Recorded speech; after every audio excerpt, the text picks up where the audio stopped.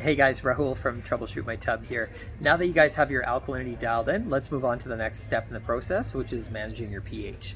As you already know, if you watched the previous video, alkalinity is important to manage just because it's going to make sure that your pH isn't fluctuating.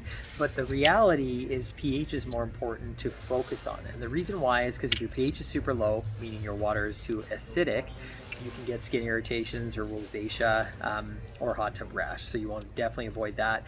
If your pH is too high, a lot of people can have irritated or red eyes. That seems to be a symptom. But more importantly, to all of that, you want to make sure that your pH is dialed in so that chlorine can readily do its job to kill bacteria. If your pH is too high or low, you'll find you'll just need exponentially more chlorine, and you'll be kind of spinning your wheels in terms of your management of your chemicals. You'll go through way more chlorine than you need, and it's just your water is always going to look a little cloudy. Symptoms for pH that people often experience, you'll notice that if the water is cloudy, that could be a function of pH. Another big metric actually is trusting your senses. I always try to ask people, can you smell if your water smells dirty? You'll know what I mean once you have your water for a little while. I know initially that doesn't really make a lot of sense, but the pH imbalances, if you imagine acids and bases, like vinegar has a very distinct smell. And so do bases. So really you'll be able to tell based on smell if the pH is off outside, if the cloudiness of the water isn't a thing. Like some people have crystal clear water, but they can smell that something's off in their water. I generally get people to do adjustments to pH and then wait a full 12 hours.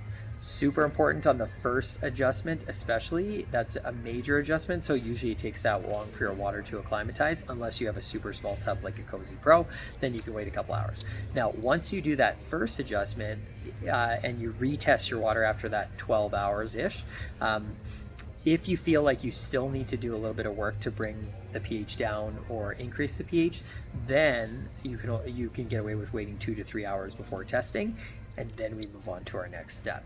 So I'll turn the camera around just to show you exactly what chemicals you're going to need for this step. Okay, getting started here.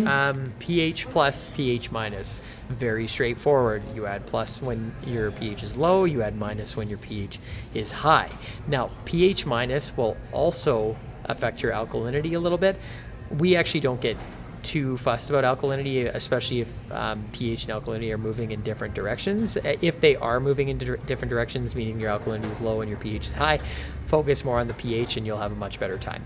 So pH minus is a granulated acid. The reason why I have easy acid and then muriatic acid right next to it is because some people find that this is not working for them and they're going through too much of it. If that's you, then you can pick up some easy acid or muriatic acid, which will work much quicker because they're obviously immediately going to dissolve into the water.